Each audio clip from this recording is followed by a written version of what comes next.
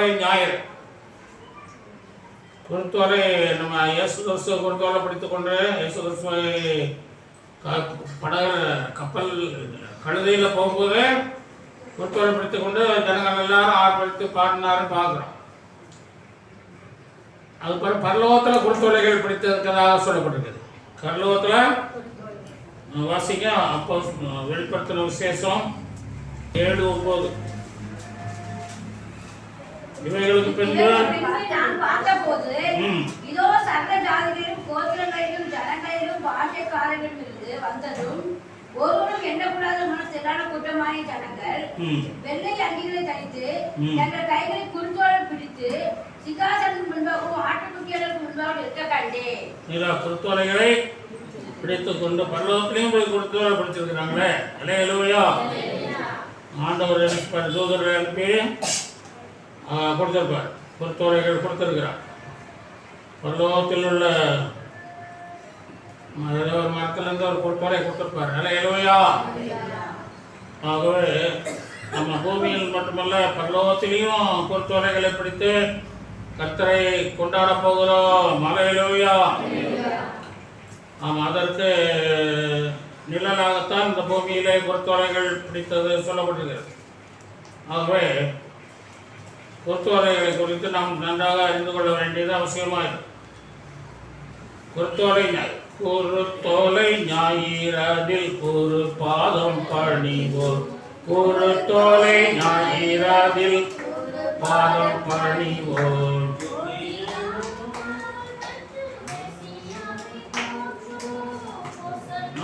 பாடுவோம் இயேசுவின் தாசரே. தாவீது மகனுக்கு ஓசன்னா ஓசன்னா. பாடுவோம் இயேசுவின் தாசரே. தாவீது மகனுக்கு ஓசன்னா ஓசன்னா.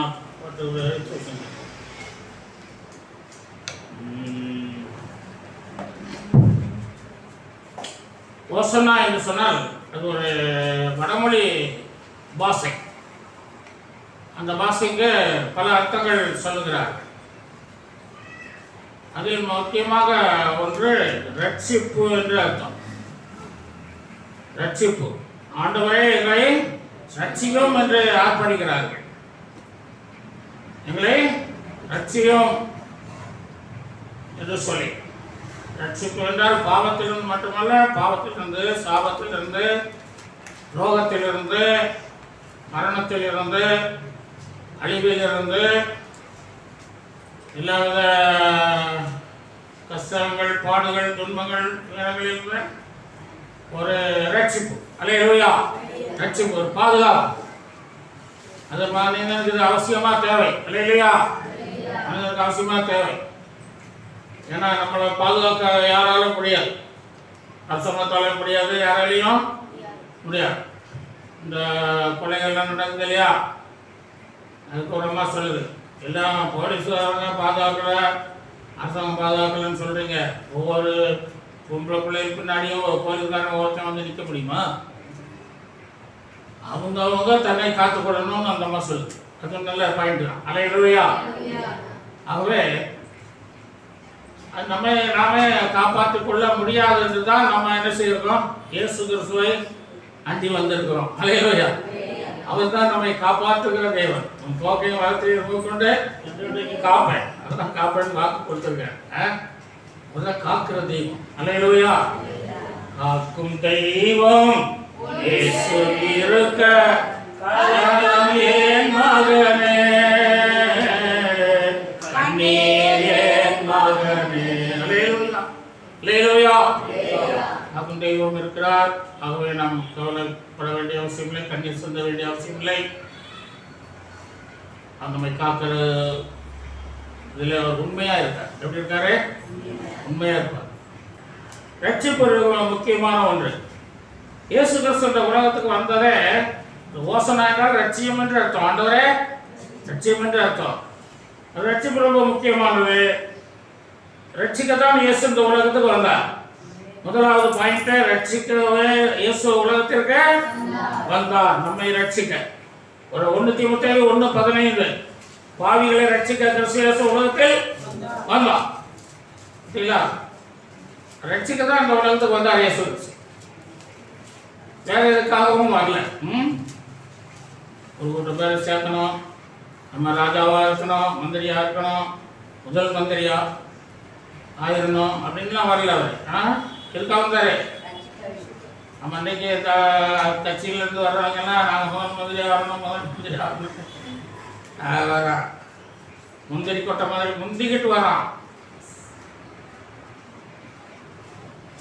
பேதுரு அப்படி தான் வந்தார், முந்திக்கிட்டு வந்தார். நான் தான் முதல் அப்போஸ்தலன், பெரியவன், தலைவன், இயேசுவுக்கு அடுத்த ஸ்தானத்தில் நான் தான் இருப்பேன் சொல்லி ரொம்ப கொடுத்து ஆடினார். பேதுரு தலை கொடுத்து ஆடினார். ஆனால் இயேசு கிறிஸ்து சொல்லிட்டாரு, நான் நீ தலை கொடுத்து ஆடுறது சரிதான், நீ விட போற, நீ என்ன சொல்ற பள்ளத்துக்குள்ள விட போற, சேவல் ஒரு தடவை குளிச்சனா நீ 3 தடவை விழுந்துடுவா குழிக்குள்ள அப்படின்னாரு. மதுரை கீழே போயிட்டான். என்ன செய்தான்? பேதுரு பேதுரு துரு துருன்னு நிற்பார். முந்திரி கொட்டை மாதிரி எல்லாத்துக்கும் முந்திடுவார். அப்படி இருக்கக்கூடாது. அல்லேலூயா.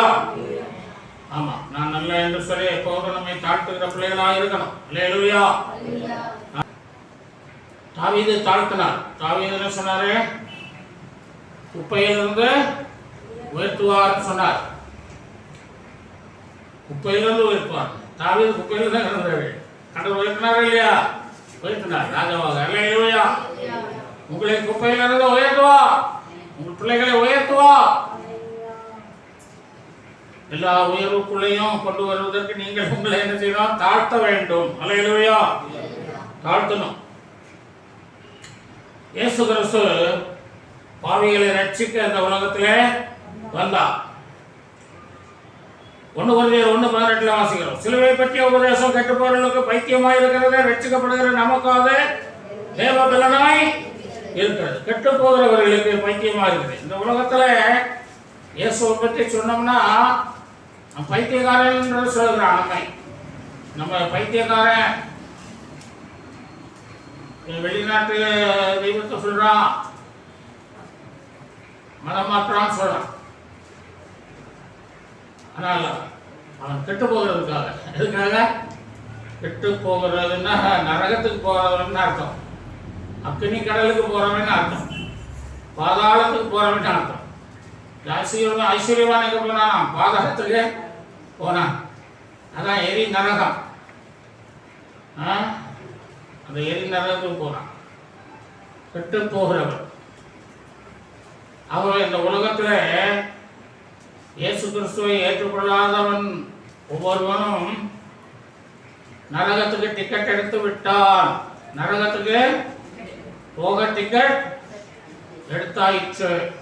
அதனால அவன் நம்மளை பார்த்து பைத்தியக்காரன் சொல்றான். நம்மளை பார்த்து பைத்தியக்காரன் என்று சொல்லுவான் என்று சொல்லி வேதம் சொல்லுகிற ரட்சிக்கப்படுகிற நமக்கு எப்படி இருந்தது? அது பெலனாக இருக்கிறது. அல்லேலூயா. பெலனாக இருக்கிறது. நல்ல பெலன். ரட்சிப்பு உங்களுக்கு பெலனாக இருக்கிறது. வியாதி பலவீனம் சுகவீனம் இருக்கிற பிள்ளைகள் பெலனாக இருக்க வேண்டும் என்று சொன்னால் நீங்கள் ரட்சிக்கப்பட வேண்டும். அல்லேலூயா.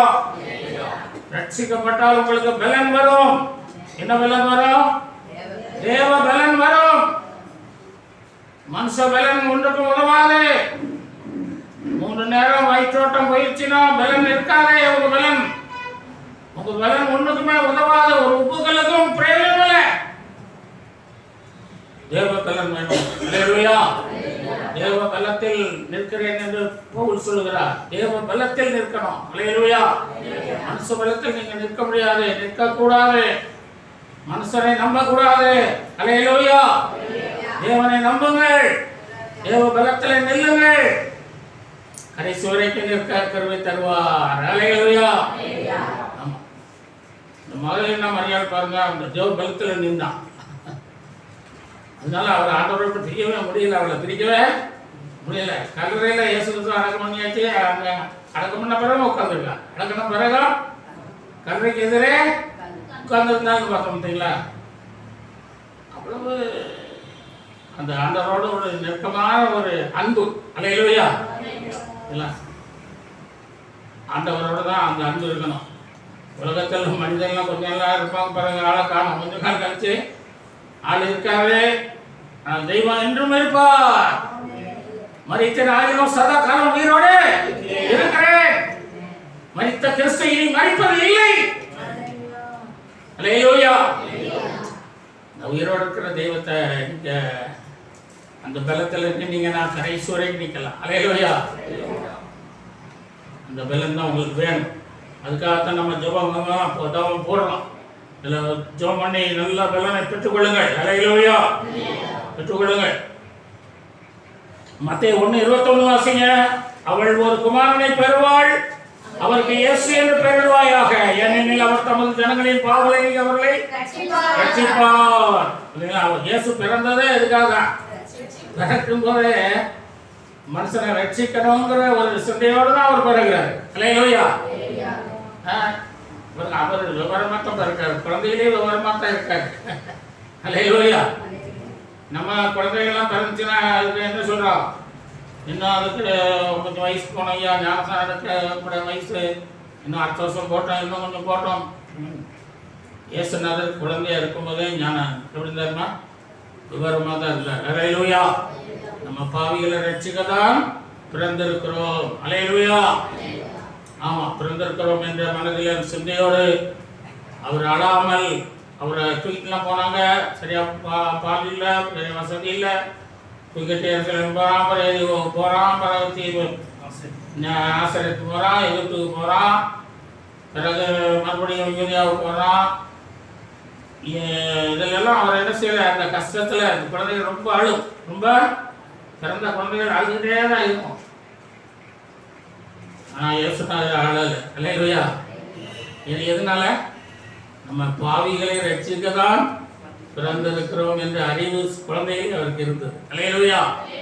ஆமாம். ஆகவே அவர் தன்னுடைய வாழ்நாளெல்லாம் அந்த ரட்சிப்புக்காகவே அர்ப்பணித்தார். அவர் பிறந்ததும் ரட்சிக்கப்படும் நம்மை ரட்சிப்பதற்காக, அவர் வாழ்ந்ததும் நம்மை ரட்சிப்பதற்காக, அவருடைய பிரசன்னம் அனைத்தும் நம்மை ரட்சிப்பதற்காக, சிலுவையில் மரித்ததும் நம்மை ரட்சிப்பதற்காக, உயிர்த்தெழுந்ததும் நம்மை ரட்சிப்பதற்காக. அல்லேலூயா. ரட்சிப்பு அவ்வளவு முக்கியம். அதனால அப்போஸ்தலர் 2:47 தேவனை துதித்தோ ஜனங்கள் எல்லாரும் தெய்வம் பெற்றிருந்தார்கள். ரட்சிக்கப்படுகிறவர்களை கர்த்தர் அனுதினமும் சபையிலே சேர்த்து கொண்டு வந்தார். முதல்ல ரட்சிக்கப்படுகிறவர்களை கர்த்தர் சபையில் கொண்டு சேர்த்தார். யாரா சேர்த்தது? உங்களை எல்லாம் யார் சேர்த்தது? சொல்லுங்க, எல்லாம் சொல்லுங்க. கர்த்தர் என்னை ரட்சிப்புகள் நடத்தி சபையை கொண்டு சேர்த்தார். அந்த அக்கா தான் கொண்டாங்க, இந்த அக்கா தான் கொண்டாங்க, இந்த அண்ணன் தான் கொண்டாங்க. கர்த்தர் கொண்டு இருக்காரு. அல்லேலூயா. ஆகவே கர்த்தர் உங்களை கொண்டு சேர்க்கிறார். அதை எபிரேயர் 10:25 வாசிக்கணும். சிலர் சபை கூடி வருவதை சிலர் விட்டு விடுகிறது போல விட்டுவிடாமல் ஒருவருக்கொருவர் புத்தி சொல்ல கடவுள். சபை கூடி வருவதை விடக்கூடாது. ரட்சிக்கப்பட்டேன் அப்படின்னு சொல்லி ஊரை சுற்றுவதற்காக அவங்களை ரட்சிக்கல, உலகத்தை சுற்றுறதுக்காக ரட்சிக்கல. ஞாயிற்றுக்கிழமை சொல்றாரு ஊழியத்துக்கு வரணும் போயிடறான், ஆராதனைக்கு வராம, அதுக்காக அவங்களை ரட்சிக்கல. ஞாயிற்றுக்கிழமை கர்த்தரை ஆராதிக்கணும், அதுக்கப்புறம் தான் ஊழியம். அல்லேலூயா. கர்த்தரை உயர்த்ததுக்கு தான் அவனை ரட்சித்திருக்காரு. அதனால ரட்சிப்பு ரொம்ப முக்கியம். அவன் சபையிலே வந்து என்ன செய்யணும்? ரட்சிப்பில் சந்தோஷத்தினாலே பாடணும், துதிக்கணும், ஸ்தோத்திரிக்கணும். ரட்சிப்பின் சந்தோஷத்தினாலே அவன் மகிழ்ந்து களிகூறணும். அல்லேலூயா. நீங்க வாசித்த அங்கீகாரத்துல என்ன சொல்லிட்டு? ரட்சிப்பினால் மகிழ்ந்து அவருடைய நாமத்திலே கொடியேற்றுவோம். அல்லேலூயா. ரட்சிப்பினால் மகிழும். இயேசுவை ரட்சித்தார் அப்படிங்கிறது உங்களுக்கு ஒரு பெரிய சந்தோஷத்தை கொடுக்கும். ஆமா, அந்த சந்தோஷம் இருந்தாலே சரியா சாப்பிடணும், அதை சாப்பிடணும் இன்னுமே வராது. அல்லேலூயா. இயேசு இயேசு இயேசு இயேசுன்னே வரும். அல்லேலூயா. ஆமாம், சாப்பிடும் போதும் இயேசு இயேசு இயேசு, தண்ணி குடித்தாலும் இயேசு இயேசு இயேசு. அல்லேலூயா. இயேசுவின் நாமம் நாமம், எல்லா நாமம் இன்ப நாமம், எங்கள் இயேசுவின் நாமம் இனிதான நாமம், இணையில்லா நாமம் இன்ப நாமம். ஆமென் ஆமென் ஆமென். சமயம் அதிகமாச்சு, அதனால நம்ம சீக்கிரமாக முடிக்கணும். நம்ம கடந்து செல்வோம். பெரிய பணக்காரர் இருந்தார், பெரிய பணக்காரர், நல்ல வசதி, பெரிய ஃபேக்ட்ரிலாம் வச்சுருந்தார், நல்ல வருமானம், நிறைய வீடுகள் கடைகள்லாம் வரைக்கிட்டு இருந்தார், தோட்டம் தொலைவு வச்சு பெரிய பணக்காரர். ஆனால் அவருக்கு சமாதானம் இல்லை. என்ன இல்லை? சமாதானம் இல்லை.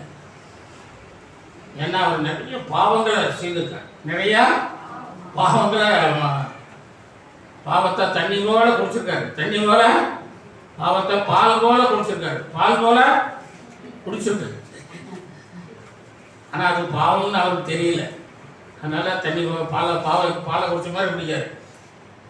அப்புறம் சமாதானமே இல்லை அவருக்கு. அப்போ ஒரு டூரிஸ்ட் போகிறாரு. இப்போ எல்லா தேசங்களுக்கும் போய் எல்லா இடத்தையும் பார்த்தா அவருக்கு சமாதானம் கிடைக்கும்னு போகிறார். சமாதானம் கிடைக்கல. எல்லா கோயில் குளங்களுக்கும் போனார், சிவனெல்லாம் செய்து கர்ம கிரியைகளெல்லாம் செய்தார். அவர் சமாதானம் ஆகல. அவர் அப்படி சமாதானம் இல்லாமல் நிம்மதி இல்லாமல் படுத்த ஆகிட்டார். அப்போ ஒரு பாஸ்டர் நிறைய பேருக்கு சுவிசேஷம் சொல்லி இந்த கைப்பிரதிகளை அப்படி கொடுத்துட்டே போனார். அப்போ அந்த ஐயா அந்த வாசலில் உட்காந்துருந்தார், அவருக்கும் கொடுத்தாரு. கொடுத்துட்டு ஐயா இதை படிங்கய்யா, இயேசு உங்களுக்கு சமாதானம் தருவார், சந்தோஷம் தருவார்னு சொன்னார். அவர் சமாதானம் தருவாரா, சந்தோஷம் தருவாரா, எங்கேயா யார் யார் தர்றதே அப்படின்னாரு. ஐயா இயேசு நாதர் கொடுப்பாருயா, இதை படிங்க, எனக்கு சமாதானம் தான் இல்லை, அதுக்கு ஒரு வழி சொல்லணும்னாரு. அவர் பைக்குள்ள கையை விட்டு சமாதானம் தேவையா அப்படின்னு ஒரு கைப்பிரதி எடுத்து கொடுத்தாரு. அதை படிச்சுட்டு எஸ் சமாதானம் தர்றாருன்னு சொன்னீங்க ஐயா, அதை படித்தேன். இன்னும் பாவத்தை அறிக்கை செய்யணும்னா போட்டிருக்கேன், அதான் சமாதானம் வரும்னு சொல்லி. ஏன் தர்றாருன்னு சொன்னீங்க. நம்ம ஏன் தர்றாரியா, நீ பாவத்தை அறிக்கைன்னா தான் தருவார் அப்படின்னு சொல்லி உங்கள் பாவத்தெல்லாம் அறிக்கை செய்யணும். அது சிறு வயதிலிருந்து செய்த பாவத்தெல்லாம் பாஸ்டர் கூட இருந்து அறிக்கை செய்ய சொன்னாராம். அறிக்கை செய்து முடித்த பிறகு நல்ல சந்தோஷம் கிடைச்சது. அலையவையா சின்ன ஒரு பொய் சொல்லிட்டு பாருங்க, அடுத்த நிமிஷம் வந்திருக்காது, சமாதானமே இருக்காது. ஒரு சின்ன திருட்டு செய்திருங்க, சமாதானமே இருக்காது. ஆமாம், கொஞ்சம் பாவம், கொஞ்சம் கொஞ்சம் பாவங்களை செய்தாலுமே என்ன இருக்காது, சமாதானமே இருக்கா. அது சின்ன பாவங்கள் சொல்லுவாங்க, சின்ன சின்ன பாவம், கொஞ்சம் பொய் சொல்றது, கொஞ்சம் திருடுறது, கொஞ்சம் கோபம், கொஞ்சம் மூர்க்கம், கொஞ்சம் எரிச்சல், கொஞ்சம் கொஞ்சம் சின்ன சின்ன பாவம், கொஞ்சம் பீடி சிகரெட்டில் கொஞ்சம் கொஞ்சம் குடிக்கிறது. ஒருத்தர் சொல்கிறார், நான் ராத்திரி படுக்கும்போது 2 சிகரெட் பிடிப்பேன்றார். ஒரு சொல்கிறார், காலையில் எனக்கு சரியாக மோசம் போகாது, அதனால 2 சுருட்டு குடிப்பேன்றார். ஆமாம், ஒருத்தர் சொல்கிறார், ராத்திரி படுத்துட்டேன்னா உடம்பெல்லாம் வலி, அதனால கொஞ்சம் குடிப்பேன் அப்படின்றார். ஆமாம், இப்படி நிறைய பேர் இருக்காங்க.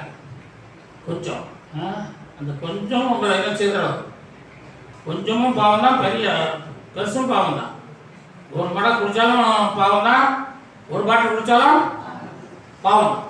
சின்ன கத்தி வச்சு இப்படி குத்தினாலும் சாகத்தான் போகிற, ஒரு ஈட்டி எடுத்து வந்து குத்தினாலும் சாகத்தான் போகிற. இல்லையா என்னவா, சின்ன கத்தி தானே, அதை என்ன செய்யும் அப்படின்னு அசால்ட்டாக இருக்க முடியுமா? அதனால சின்ன பாவம் பெரிய பாவம்லாம் கிடையாது, பாவம்லாம் பாவம் தான். இல்லையா அதனால பாவத்தை நாம் பாவமாக தான் பார்க்கணும். பாவங்களை ஆண்டோட மன்னிப்பு பெற்றுக்கொண்டால் சமாதானமாக இருக்கும். இல்லையா ஆமாம், எங்கள் மச்சன் அவருக்கு அந்த விருதாச்சலத்தில் அவர் ஒர்க் ஷாப் வச்சுருந்தான். அவன் கொஞ்சம் பணம் தரணும், தரல. ஒரு நாள் போனேன், அவன் இல்லை. அந்த ஒர்க் ஷாப் திறந்துருந்தது.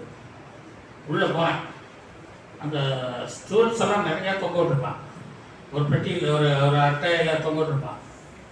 பார்த்தேன். திருப்புளி இந்த ஸ்பேனர் எல்லாம் எடுத்து பையில் போட்டு கொண்டு வந்துட்டேன். வீட்டுக்கு கொண்டு வந்துட்டேன். அங்கேருந்து ஒரு 20 கிலோமீட்டரில் எங்கள் வீடு கொண்டு வந்துட்டேன். ஆனால் எனக்கு தூக்கமே வரல. என்ன வரலம்மா? என் சொந்தக்காரன் தான், அவன் தர வேண்டிய காசுக்காக தான் எடுத்திருக்கேன். ஆனாலும் என்ன வரல, தூக்கமே வரல.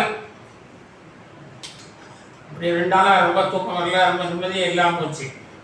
அப்புறம் அதை எடுத்து பையில் வச்சு கடைக்கு போனேன். போனோம்னா ஒரு டீ வாங்கி கொடுப்பான், வீடு இழுத்துருப்பான். அதை தூக்கி போட்டு டீ வாங்கிட்டு வரேன் இருங்க. சரிதான், நல்ல வேலைன்னு உட்காந்துருந்தேன்னா அவன் டீ வாங்க போயிட்டான். நான் உள்ளே போய் இந்த ஸ்பேனர் எங்கே எடுத்தேன்னா அங்கங்கே தொங்க விட்டேன். அதெல்லாம் சமாதானம் கிடைச்சது. நல்ல சொல்லுங்க. ஆமாம், துன்மார்க்கனுக்கு சமாதானம் இல்லை என்று தேவன் சொல்லுகிறார். ஆகவே சமாதானத்தை நாம் காத்துக்கொள்வோம், ரட்சிப்பை காத்துக்கொள்வோம். ஹல்லேலூயா. குருத்தோலை ஞாயிறு, குருத்தோலை மேலேயே பார்க்கணும். எங்கம்மா பார்க்கணும்? மேலேயே பார்க்கணும். மேலேயே பார்க்கணும். நம்ம எங்க பார்க்கணும்? மேலேயே பார்க்கணும். உதவி வரும் கண்மலை நோக்கி பார்க்கின்றேன். வானம் வையம் படைத்தவரை நான் பார்க்கின்றேன். உதவி வரும் கண்மலை நோக்கி பார்க்கின்றேன். வானம் வையம் படைத்தவரை நான் பார்க்கின்றேன். நம்ம பார்க்க வேண்டிய ஒரு இடம் உண்டு. அது உதவி வருகிற கண்மலை இயேசு. ஹல்லேலூயா. இயேசுவை தான் பார்க்கணும். அவர் தான் நமக்கு உதவி செய்கிற ஒரு கண்மலை. ஹல்லேலூயா. கண்மலை. ஆமா, அவர்கிட்ட தான் நிறைய உதவிகள் நமக்கு கிடைக்கும். ஹல்லேலூயா. ஆமா, அதனால யாக்கோபு 1:17 சொல்லப்பட்டிருக்குது. 9 நன்மையான எந்த ஈவும் எந்த வரங்களும் ஜோதிகளின் பிதாவினிடத்திலிருந்து இறங்கி வருகிறது. ஹல்லேலூயா. அவரிடத்துல யாதொரு வேற்றுமை நிலவும் இல்லை, வித்தியாசம் இல்லை. அவர் வித்தியாசம் பார்த்து இவளுக்கு கொடுக்கணும், இவளுக்கு கொடுக்க கூடாது அப்படி இல்லை. வேற்றுமையே அவருக்கு கிடையாது. ஹல்லேலூயா. யாரா இருந்தாலும் அவர் உதவி செய்ய வல்லமை உள்ளவர். ஹல்லேலூயா. அவர் முகத்தை பார்க்கிறவர் அல்ல, இருதயத்தை பார்க்கிறவர். ஹல்லேலூயா. அழகை பார்க்கிறவர் அல்ல, அந்தஸ்தை பார்க்கிறவர் அல்ல, உன்னுடைய ஆத்மாவை பார்க்கிறவர். ஆத்மாவை காக்கிறவர் உறங்கார். ஹல்லேலூயா. ஆத்மாவை பார்க்கிறார். இந்த பழைய ஏற்பாட்டில் நம்ம பார்க்கிறோம். அந்த நியாயங்களின் புத்தகத்தில் 1:15 பார்க்கிறோம். அந்த காலேப் யோசுவா ரொம்ப முக்கியமானவர்கள். இஸ்ரவேலிலிருந்து எகிப்திலிருந்து புறப்பட்டு போன அந்த கானானுக்கு போன மக்களிலே இவர்கள் 2 பேரும் விசேஷமானவர்கள். கானானுக்கு போனவர்கள் இவர்கள் இல்லை. ஒருத்தன் காலேப் ரொம்ப விசேஷமானவன். அந்த காலேப் என்பவன் ஒரே ஒரு மகள். அவளுக்காக நிறைய பணம், நகை, பொருள்லாம் சேர்த்து வச்சிருக்காரு. சேர்த்து வச்சுட்டு கல்யாணம் பண்ணி கொடுக்கணும்னு சொல்லிட்டு ஆசையா இருக்காரு. மாப்பிள்ளை தேடிட்டு இருக்காரு. ஆனா அவர் ஒரு நிபந்தனை கொடுக்குறாரு. என்ன நிபந்தனை? பக்கத்துல ஒரு ஊர் இருக்கு. அந்த ஊர்ல எதிரிகள் இருக்காங்க, சத்துருக்கள். அதனால அந்த ஊரை யுத்தம் பண்ணி ஜெயிக்கிறவனுக்கு என்னுடைய மகளை கொடுப்பேன், ஜெயிக்கிறவனுக்கு என் மகனை கொடுப்பேன் அப்படின்ற. அப்ப அந்த ஒத்தினியல்னு ஒருத்தன் என்ன பண்ணான், அங்க போய் ஜெயித்துட்டான். அந்த ஊரை யுத்தம் பண்ணி அந்த தேசத்தை ஜெயித்து வெற்றியோட வந்தான். மகளை கொடுத்தான். அவன் யுத்த வீரர். அவன் கொடுத்து வேண்டிய தட்டு முட்டை சாப்பாடுலாம் கொடுத்து வச்சு 2 மாதம் வச்சு சாப்பாடுலாம் போட்டு விருந்து வச்சு பெரிய விழா வச்சு கொண்டாடி எல்லாம் முடிச்சு சந்தோஷமா குதிரையை ஏற்றி அனுப்புனான். 2 பேரும் போன உடனே ரொம்ப சந்தோஷம். அப்பாடா ரொம்ப நிம்மதியா இருக்கு, ஒரே பிள்ளைய கட்டி கொடுத்துட்டேன், எல்லாம் முடிஞ்சது அப்படின்னு சொல்லி சேர்ல அப்படின்னு சார்ஜ உடனே இவன் போனவா நினைச்சிட்டா புருஷனோட போனவா திரும்பி வந்து நிற்கா. அப்பாங்கிறா. இன்னும் எழுச்சி ஐயோ கதற. எப்பா பயப்படாதீங்கப்பா, என்னப்பா உங்களை சும்மா தான் பார்க்க வந்தேன். ஒரு உருவத்துக்கு போனார். ஏன்னா யுத்த வீரன் அவன், சண்டை போடுறவன். அவனுக்கு கொடுத்துருக்காரா மகளை என்னமோ பெற்றானோன்னு ஒரு அவருக்கு ஒரு எண்ணம். அடிச்சுக்கிட்டு போட்டாங்களுக்கு பிள்ளைய வேண்டாண்டாமல் இருக்குன்னு அவள் இறங்கி வந்து, அப்பா ஒன்றும் இல்லைப்பா, நீங்கள் பயப்படாதீங்க, நீங்கள் எனக்கு ஒரு காட்டை கொடுத்தீங்க. எதை கொடுத்தீங்க? காட்டை கொடுத்துருக்கேன். நல்ல காஞ்சி போன ஒரு காட்டை கொடுத்துருக்கேன். எனக்கு செழிப்பான ஒன்றை கொடுக்கணும். என்ன கொடுக்கலாம்? செழிப்பான ஒன்றை கொடுக்கணும் அப்படின்னா அப்படின்னு கேட்டா, செழிப்பான வயல்வெளியை கொடுங்கப்பா. காட்டை கொடுத்து என்ன பண்ண? உங்களுக்கு நான் ஒரே பிள்ளை, நீங்க பெரிய பணக்காரரு, ஏன் எனக்கு கொடுக்காது என்ன உங்களுக்கு யோசனை இருக்கு?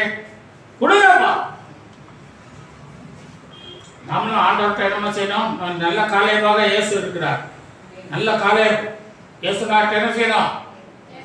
இயேசுவே, நான் உங்க பிள்ளையா இருக்கேன், ரத்தத்தால் மீட்கப்பட்டிருக்கேன், ஞானஸ்நானம் பெற்றிருக்கேன், அபிஷேகம் பெற்றிருக்கேன், உங்க பிள்ளையா வாழ்ந்து வரேன், பரிசுத்தமா வாழ்ந்து வரேன், உண்மையா வாழ்ந்து வரேன், விசுவாசமா ஜீவிக்கிறேன், ஆராதனைக்கு ஒழுங்கா போறேன், வாழ்க்கை தருணம் கொடுக்குறேன், ஜபத்தெல்லாம் கலந்து விடுறேன்.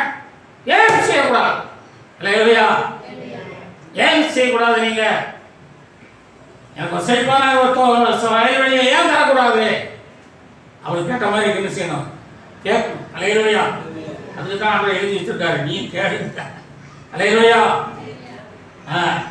அப்போ இவன் வந்து அவர் கேட்கவும் அவர் என்ன செய்யறாரு? அவரை பெரிய பணக்காரனாச்ச, மேற்புறத்திலும் கீழ்ப்புறத்திலும் கொடுத்தார். வாசிங்க. தர வேண்டும். வறட்சியான இடத்தை கொடுத்தேன், காட்டை கொடுத்தேன், நீர்ப்பாசலான நிலங்களையும்.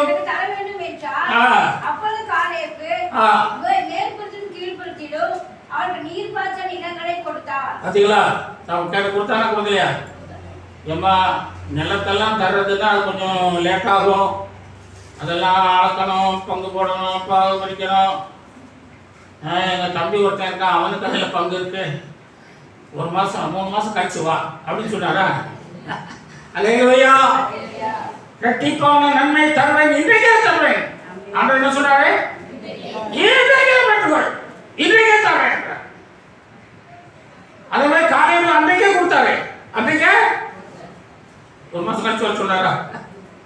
3 மாதம் கழிச்சு வா, 1 வருஷம் கழிச்சு வா, குழந்தையெல்லாம் எடுத்துட்டு வா தரேன் அப்படின்னு சொன்னாரா? உடனே கொடுத்தாரு. பார்த்தீங்களா? ஆண்டவர் அந்த விசுவாசம் நமக்கு வேணும். அல்லேலூயா. ஆண்டவர் இன்றைக்கே தர ரெட்டிப்பான நன்மை தருவேன், இன்றைக்கே தர. எத்தனை நம்ம கொடுக்கணும்? கேட்டது கொண்டுதான் கொடுக்க. கேட்டா என்ன கேட்டா? செழிப்பான வயல் தான் வேணும்னா அவர் என்ன பண்ணாரு? மேல்புறத்தில் இருந்து கொடுத்தாரு. முதல்ல மேல்புறம். நமக்கு முதல்ல எங்க இருந்து வரணும்? மேல இருந்தா ஆசீர்வாதங்கள்லாம் வரணும். இந்த இஸ்ரவேல் ஜனங்களுக்கு தினமும் ராத்திரி 3 மணிக்கெல்லாம் எந்திரிச்சு போய் காட்டுல போய் என்ன செய்தாங்க? இந்த வனாந்தரத்தில் போய் நின்று மேலே பார்த்தாங்க. எப்போதான் மண்ணா இறங்கும், எப்போ மண்ணா பொழியும், எப்போது ஆண்டவர் மன்னாவை கொடுப்பார். பிள்ளைகள் பசியா இருக்கிறாங்க, புருஷன் பசியா இருக்கிறார், நான் பசியா இருக்கிறேன் அப்படின்னு சொல்லி எல்லாம் அவளா காத்திருந்தாங்க. அல்லேலூயா. வாஞ்சியா காத்திருந்தாங்க. ஆண்டவர் மன்னாவை கொடுத்தார். அது மாதிரி என்ன செய்யணும்? வாஞ்சியா கேட்கணும் ஆண்டுட்டேன். அல்லேலூயா. கேட்கணும். மேற்கொண்டு தான் கேட்டா, ஒரு பேர் தான் கேட்டா செழிப்பானது. அவர் மேலேயும் கொடுத்தாரு, கீழேயும் கொடுத்தாரு. அல்லேலூயா. உங்களுக்கு மேலே உள்ள ஆசீர்வாதத்தை நீங்க கேட்கும்போது உங்களுக்கு கீழே உள்ள பூமிக்குரிய ஆசீர்வாதத்தை கொடுப்பார். அல்லேலூயா. இஸ்ரவேல் சீசர்லாம் கேட்டாங்க, ஆண்டவரே நாங்கள் எல்லாத்தையும் விட்டு பின்பற்றோமே, வலையை விட்டோம், படகை விட்டோம், தாய் தகப்பனை விட்டோம், சொத்து சோதனை விட்டோம், உண்மை பின்பற்றி வந்தோமே, என்ன கொடுப்பே அப்படின்னு கேட்டபோது அவர் என்ன சொன்னாரு? இஸ்ரவேலின் 12 கோத்திரங்களையும் நியாயம் விசாரிக்கிறவர்களாக 12 நியாயஸ்தர்கள் மேல் நீங்கள் 12 பேர் வீட்டிருப்பீர்கள். அது மாத்திரமல்ல, பூமியிலேயும் 100 ரத்தனையாக பெற்றுக் கொள்வீர்கள். பூமியில எத்தனமா? 100 ரத்தனையா? எவ்வளவு அழகா சொல்றாரு பாருங்களேன். 100 ரத்தனையா கொடுப்பேன். பூமியிலையும் ரத்தையா கொடுக்குறேன் பாவனுக்கு. நீ சாவாம கிடக்கிறதுக்கு இந்த கொஞ்சம் வயசாகிட்டா சொல்லுவாங்க, வயசாகி போச்சு, ஒரு நேரம் சாப்பிட்டு கிடையா, சாவாம கிடையா, ஒரு நேரம் சாப்பிட்டா போதுமா. ஆண்டவர் சொல்றாரு, 100 தனியா தரம்பா உனக்கு. அல்லேலூயா. ஆண்டவர் மாதிரி ஒரு நல்ல ஒரு என்ன அள்ளி கொடுக்குற ஒரு வள்ளல் யாருமே இருக்க முடியாது. அல்லேலூயா. அள்ளி கொடுக்குற வள்ளல், பாரி வள்ளல்னு சொல்லுவாங்க. என்னமா பாரி வள்ளல், பாரி வள்ளல்னு ஒருத்தர் இருந்தான், செத்து போயிட்டான். அவன் இருக்க வரைக்கும் மக்கள்லாம் வந்து கஷ்டம்லாம் சொல்லுவாங்க, அவன் உதவி செய்வான். இப்படி நிறையா செயல் இருந்தாலும் ஒன்றா செத்து போயிட்டான். அவன் செத்து போனது தெரியாமல் இருக்க வேண்டாம். அண்ணே பாரி வள்ளல், அண்ணே எங்க இருக்கீங்க அண்ணே அதுதான். அவன் வாங்கி வந்தா வீட்டில் இருந்து, என்னப்பா என்னப்பா என்னப்பா எம்மா அண்ணன் இல்லையா? ஏன் அவர் இறந்து 1 வருஷம் ஆச்சு, நீ இங்கே 1 வருஷம் ஆச்சுப்பா. அப்படியா, 1 வருஷம் ஆச்சா? என்ன விஷயம்? வந்த எம்மா ரொம்ப கஷ்டத்தில் இருக்கிறேன், கடன்காரன் வந்து என்னை அடிக்கிறான், கொள்றான், என்னை வெட்டுவேங்கிறான், கொஞ்சம் கடன் இருந்துச்சுமா, ஆயிட்டுமா, பிள்ளை குட்டிகளுக்கு கொஞ்சம் கடன் வாங்கி படிக்க வச்சேன் அப்படின்னு சொல்கிறான். அப்படியா, சரி. அதுக்கு அவர் இருந்தாரா கூப்பிட்டாரு. இல்லையாப்பா, நானே கஷ்டப்பட்டு இருக்கேன். அவர் கல்ற எங்க இருக்கு அப்படின்னு கேட்டான். இந்த மாதிரி ஒரு பனைமரம் இருக்கு, அதுக்கு அடியில் இருக்கா ஒரு கல்ற, பாரு போ, அதை பார்த்துட்டு போ, கும்பிட்டுட்டு போ அப்படிங்க. இவன் அங்கே போய் விழுந்த கரையில் விழுந்து அழுதான். அவனை மோதிரத்தோடு அடக்கம் பண்ணிட்டாங்களாம். பாரி வெள்ளல் என்னமா செய்தாங்க, மோதிரத்தோடு அடக்கம் பண்ணிக்கிட்டாங்க. அவன் கல்லறைக்குள்ள இருந்து ஒரு விரலை நீட்டிட்டான், அது ஒரு மோதிரம், மோதிரத்தை எடுத்துக்கிட்டான். பாரி வெள்ளல் பார்த்தீங்களா எப்படி? பாரி வெள்ளல் தான், பாரி வெள்ளல் தான். அல்லேலூயா. அப்படி இயேசு பாரி வெள்ளல். அல்லேலூயா. அள்ளி கொடுப்பார், கிள்ளி கொடுக்க மாட்டாரு, அள்ளி கொடுப்பா.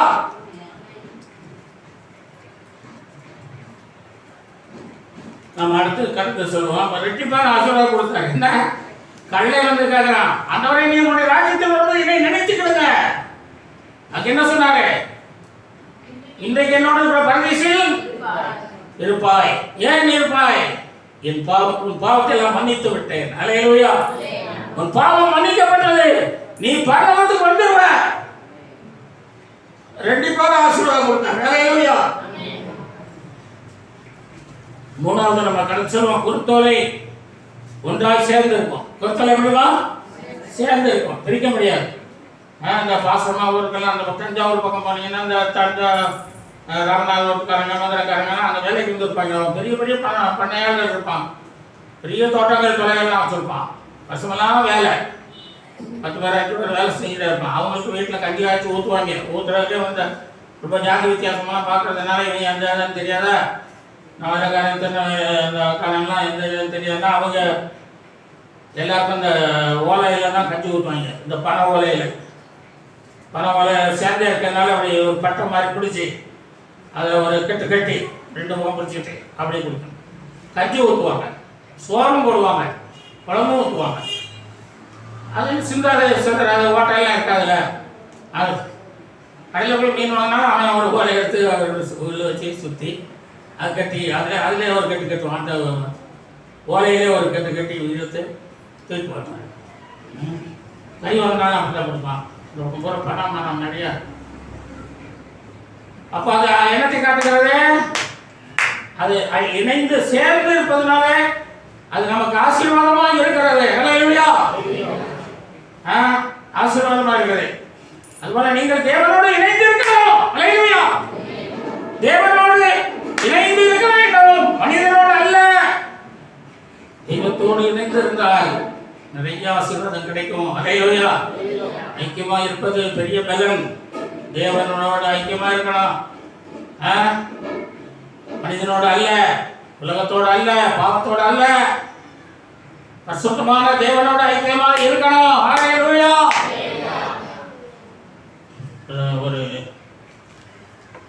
ஒரு குளத்துல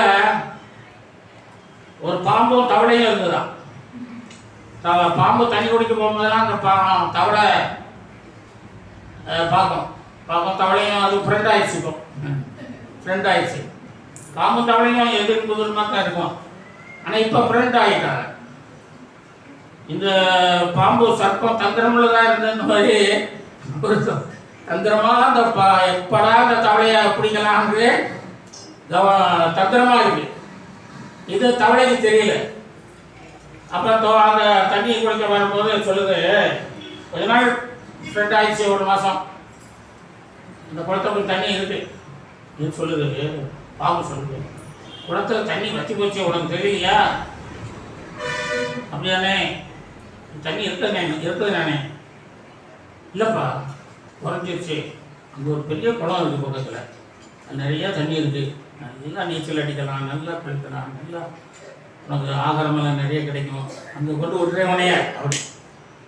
இதுவும் சாரின்னு ஆசைப்பட்டு அப்புறம் சொல்லிச்சு, நீ எப்படி என்னை கொண்டு போவான்னு வாயில் கடிச்சு அப்படி கொண்டு போய் விட்டுறேன். கடிக்கிறேன்னு இருக்கே, கடிச்சு விடாத,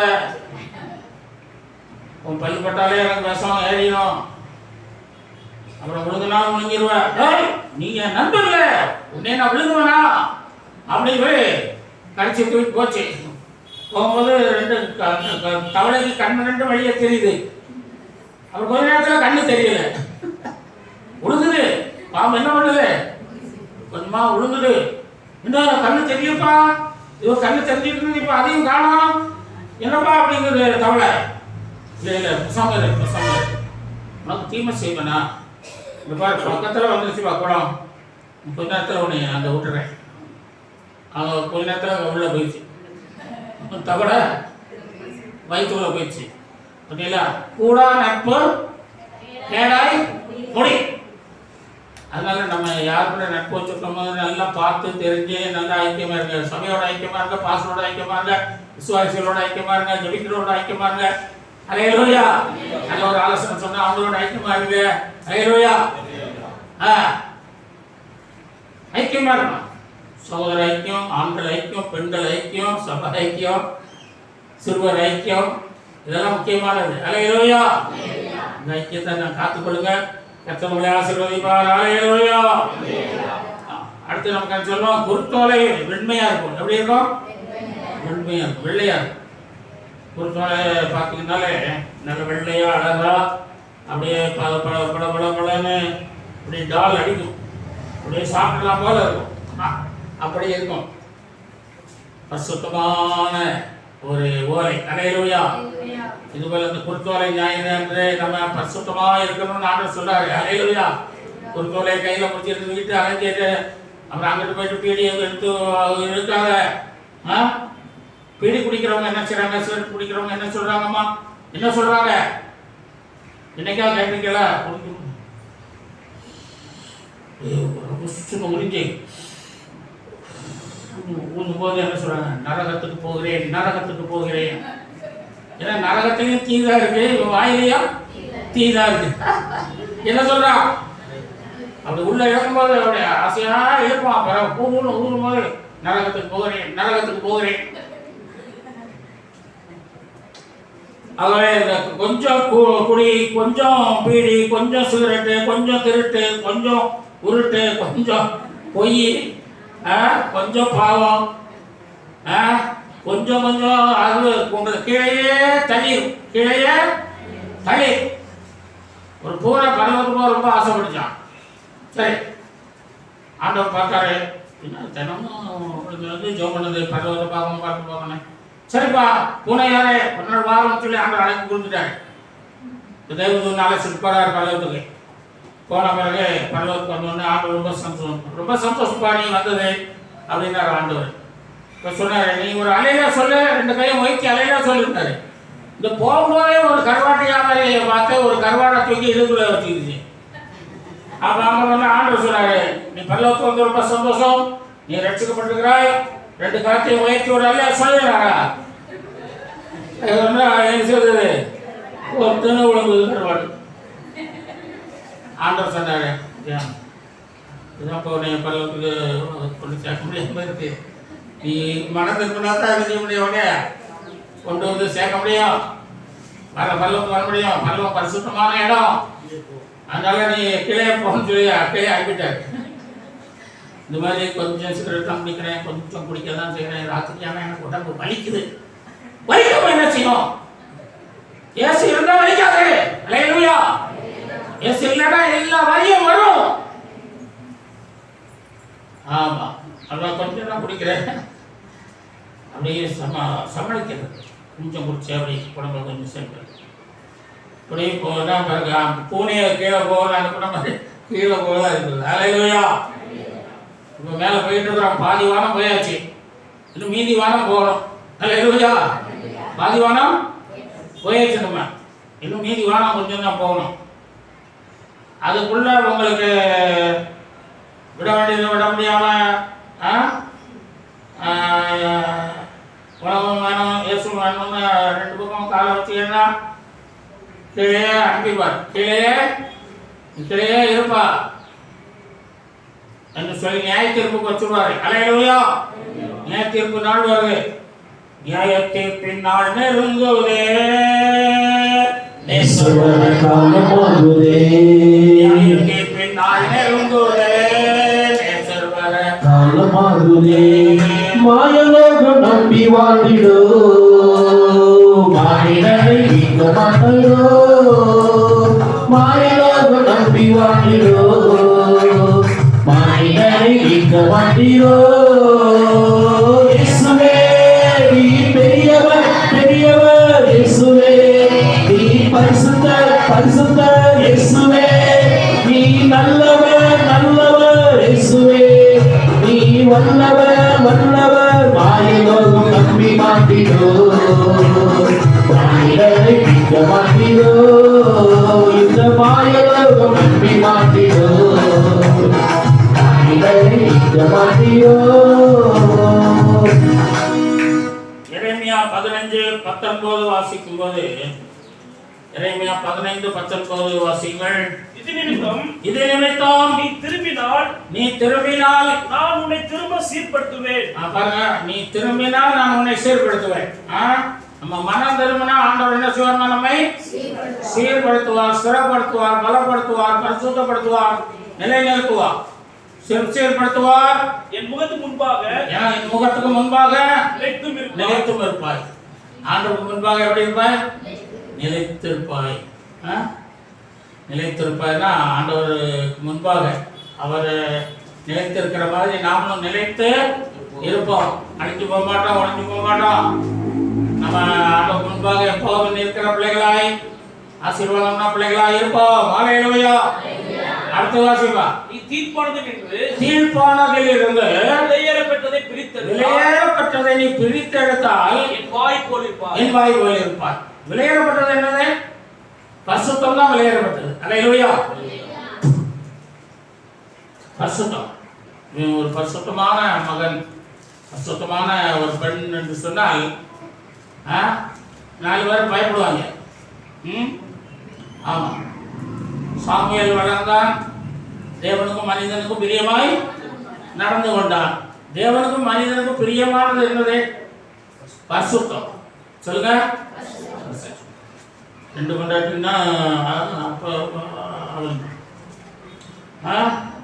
பெண்ணை கல்யாணம் பண்ணும்போது கேட்பான், அப்பா அம்மா அப்படியே என்ன செய்கிறாங்க, நல்லா ஒழுக்கமாக வாழ்கிறாங்களா, நல்லவங்களா, குடும்பத்தெல்லாம் விசாரிப்பாங்க. 2 மனைவினா எங்களோட ஓடிய ஒத்த கல்லே ஓடுவான். ஆகவே பரிசுத்தமாய் நாம ஜீவிக்கணும். பரிசுத்தத்தை நாம பிரித்தெடுக்கணும். அல்லேலூயா. உலகத்திலே பாவமும் பரிசுத்தமும் கலந்து விட்டது. இப்ப பாவத்தை தனியா பிடிக்க முடியல. கேட்டா அது என்னால பாவம் அல்லங்கிறான், அது நாகரீகம்ன்றான். நீங்க அந்த காலத்து மனுஷன், இப்போ குடிக்கிறதெல்லாம் நாகரீகம்ன்றான். குடிக்கிறதெல்லாம் ஒரு பெரிய பாவம் இல்லைன்றான் ஒருத்தன். ஆமா, அப்படி ஆகிப்போச்சு. ஆண்டவர் கரெக்டா சொன்னாரு, நீ தீர்ப்பானதிலிருந்து, அசுத்தமானதிலிருந்து, அக்கிரமமானதிலிருந்து, பாவத்தில் இருந்து, அசுத்தங்களில் இருந்து வெளியேறப்பட்ட பரிசுத்தத்தை நீ பிரித்து எடுத்தாய். அல்லேலூயா. நீ பிரித்து எடுக்கிற மாறா இருக்கணும். நீ ஒரு தங்க ஆசாரியா தங்கத்தை எப்படி அந்த அதனுடைய அழுக்குகளை எல்லாம் அதனுடைய எல்லா என்ன செய்யறான் கழிவுகள் எல்லாம் நீக்குகிற மாதிரி தங்கத்தை பிரித்து எடுக்கிற மாதிரி நீ பிரித்து எடுக்கணும். உன்னை ஆசாரியனாக்கி இருக்கிறேன், ராஜாவாக்கி இருக்கிறேன், நீ பிரித்து எடுக்கணும். அல்லேலூயா. பிரித்து எடுத்தால் என் வாய் போல இருப்பாய். என் வாய் போல தேவன் சொல்றாரு, அவருடைய வாய் மாதிரி நீங்க இருப்பீங்க. அல்லேலூயா. உங்க வாழ்க்கை எப்படி இருக்கும்? அவர் வாய் மாதிரியே மாறிடும். அல்லேலூயா. அவர் வாய் என்ன பேசினாலும் அது நடக்குது. ஓகேங்களா? அது போல நீங்க சொல்றதெல்லாம் நடக்கும். சொல்லுங்க, நீங்க நினைக்கிறதெல்லாம் நடக்கும், நீங்க நம்புறதெல்லாம் நடக்கும், நீங்க விசுவாசிக்கிறதெல்லாம் நடக்கும். ஒண்ணுமில்லாத இடத்துல ஒன்று உண்டாகட்டும்னா உண்டாயிரும். அல்லேலூயா. ஆமா, ஆண்டவருடைய வாயாய் உங்களை மாற்ற போகிறார். அல்லேலூயா.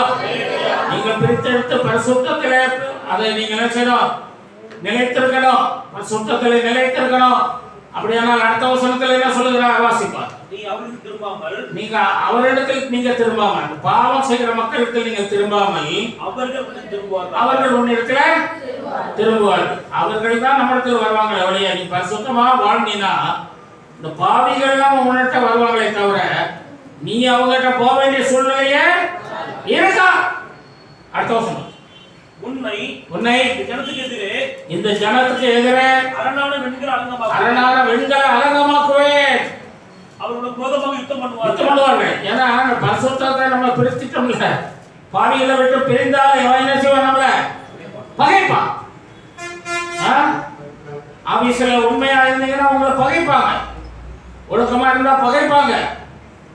இவன் நம்ம கலந்துக்கு சரியா வரமாட்டா, நம்ம காட்டி கொடுத்தா பிடிச்சிருப்பான். அப்படியெல்லாம் வேலையில பகை வரும்.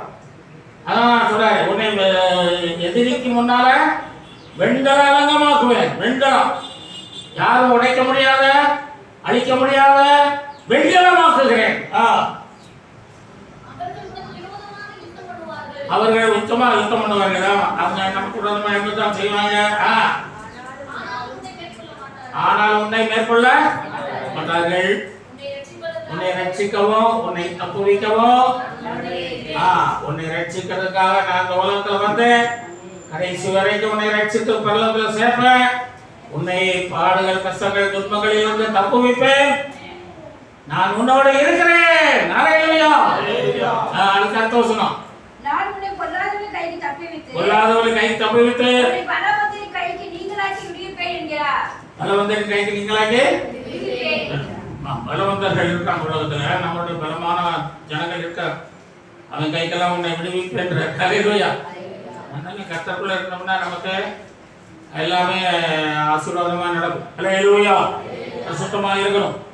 ஒரு பாஸ்டர் கிராமத்தில் இருந்தார். ஒரு நல்ல ஒரு பாஸ்டர். அவர் கல்யாணம் ஆகணும்னு சொல்லி பெரிய பாஸ்டர் சொன்னாரு. பெரிய பாஸ்டர் பார்த்து கல்யாணம் பண்ணி வைக்கணும்பா, உனக்கு வயசாகிட்ட போகுதுன்னாரு. சரி, இந்த வாய்ப்பு பையனுக்கு கல்யாணம் மாப்பிள்ளை பொண்ணு பார்த்தாங்க. அப்போ அவர் விசாரிச்சதுல பக்கத்து ஊரில் ஒரு பொண்ணு இருக்கிறா, அவ பேர் மேரி. சரி பாஸ்டர் சரின்னாரு இந்த வாலிப தம்பி. அப்போ இன்னொரு பாஸ்டர் நாளைக்கு அனுப்புகிறேன், அவர் கூட போய் அந்த பெண்ணை பார்த்துவாண்டாரு. 2 பேரும் போகிறாங்க. போய் அந்த வீடு தெரியாது, விசாரிக்கணும். மேரி சிஸ்டர் வீடு எதுன்னு அங்கே போய் கேள்வி சொல்லுவாங்க. அங்கே போய் கேட்டபோது கேட்கறதுக்கு போனாங்களா, அங்கே பைப்படியில் ஒரே கூட்டம், எல்லான கூட்டம், எல்லாம் கூடி இருக்கவும் இவங்க யார்கிட்ட கேட்க முடியல. அங்கே சண்டை நடக்குது. இந்த சண்டையை இவங்க பேசாமல் நின்றாங்க. சண்டையெல்லாம் போட்டு பேசி முடிச்சுட்டு எல்லாம் தண்ணி கொண்டு தூக்கிட்டு போயிட்டாங்க. அப்போ இவர் ஒரு அம்மாட்ட கேட்டார், அம்மா இந்த மேரின்னு ஒரு சிஸ்டர் வீடு இருக்குது, அவங்க தெரியுமா? அவங்க வீடு தெரியுமா? மேரி தானையா? இந்த இவ்வளோ நேரம் கெட்ட வார்த்தை பேசினாங்க, சண்டை போட்டாங்க, கொடுத்த தூக்கி எரிஞ்சாங்க, அந்த போனா பாருங்க அவங்கதான். அவ கூடயே போங்க வீட்டுக்கு போயிடலாம். இவங்க இப்படி நேரம் இவங்க திரும்பி வந்தாங்க. பரிசுத்தமான ஊழியக்காரனுக்கு என்ன வேணுமா? பரிசுத்தமான பெண் வேணும். அல்லேலூயா. ஜெபிக்கிற மாப்பிள்ளைக்கு ஜெபிக்கிற ஒரு பெண்ணு வேணும். அவன் ஜெபிக்க மாட்டா, இவர் ஜெபம் பண்ணிட்டு இருப்பாரு. அம்மா வா ஜெபம் போனா உமக்கு வேற வேலை இல்லை அப்படின்னு சோறு வைக்கணும், குழம்பு வைக்கணும், நாங்கள் ஜெபம் பண்ணால் மக்கள் யார் குழம்பு சோறு வைக்கிறது, இந்த மாதிரி பிரச்சனை வரும். சரி ஒரு 5 நிமிஷம் ஜெபம் பண்ணுவோம், அவங்க 5 நிமிஷம் குழம்பு வச்சோன்னா குழம்பு நல்லா தானே இருக்கும். ஒரு 5 நிமிஷம் குழம்பி வைக்கிறத விட ஜெபம் பண்ணிட்டு செய்தால் நல்லா தானே இருக்கும். அதனால 10 பொருத்தம் பார்க்கணும். நம்ம பிள்ளைங்களுக்கு எத்தனை பொருத்தம் பார்க்கணும்? வேதத்திலிருந்து 10 பொருத்தம் பார்த்து சரி. அல்லேலூயா. ஈசாக்குக்கு பெண் பார்க்க போனாங்க. ஈசாக்கு என்ன செய்றாரு? எல்லாம் பொண்ணு வெளியெல்லாம் கொடுத்து விடுறாரு அந்த பொண்ணுக்கு. இவர் கொடுத்து விடுறாரு. அவளும் என்ன செய்றா? தண்ணி கேட்டா என்ன செய்றா? ஒட்டகத்துக்கும் கொடுப்பாங்கிறா, தங்கத்துக்கு இடம் கொடுக்குறா, எல்லாம் அவளும் கொடுக்குறவளா இருக்கா. கொடுக்குற ஒரு பெண்ணுக்கு கொடுக்குற ஒரு ஈசாக்கு. அல்லேலூயா. இல்ல அவளுக்கு பொருத்தங்கள் பார்க்கணும். குணசாலியான ஸ்திரீக்கு குணசாலியான கணவனை பார்க்கணும். அப்படி செய்வோம். கடைசியா இயேசுநாதர் எதில் ஏறி போனாரு? கழுதையில ஏறி போனார். கழுதையை கண்டு அதில் ஏறி போனார். கழுதையில் போகும்போது மக்கள்லாம் பார்த்தாங்க. இயேசுநாதர் இது வரைக்கும் நடந்து வந்துக்கிட்டு இருந்தாரு, இப்போ கழுதையில ஏறி போறாருன்னு எல்லாரும் என்ன செய்றாங்க? உடனே ஓடினாங்க, அறுவாடை தூக்கிட்டு வந்தாங்க. அவரை வெட்டுறதுக்கா மரத்தில் கிளைகளை வெட்டி போட்டாங்க. பாயை விரிச்சாங்க, சாக்கை விரிச்சாங்க, ஓலையை விரிச்சாங்க, அவங்க சேலைகள் எல்லாம் கொண்டு விரிச்சாங்க. எல்லாம் விரிச்சு இப்போ நல்ல வரவேற்பு. இந்த கழுதையை கண்டா கல்லெடுத்து அடிப்பாங்க. இப்போ கழுதைக்கு என்ன வரவேற்பு? இயேசுநாதர் இருந்ததுனால மதிப்பு. இயேசுநாதர் உங்க மேலே இருந்தாருன்னா உங்களுக்கு மதிப்பு. இயேசுநாதரை இறக்கி விட்டீங்கன்னா போச்சு, மதிப்பு இல்லை. அப்புறம் இந்த கழுதையை கல்லெடுத்து அடிச்ச மாதிரி அடிப்பாங்க. அல்லேலூயா.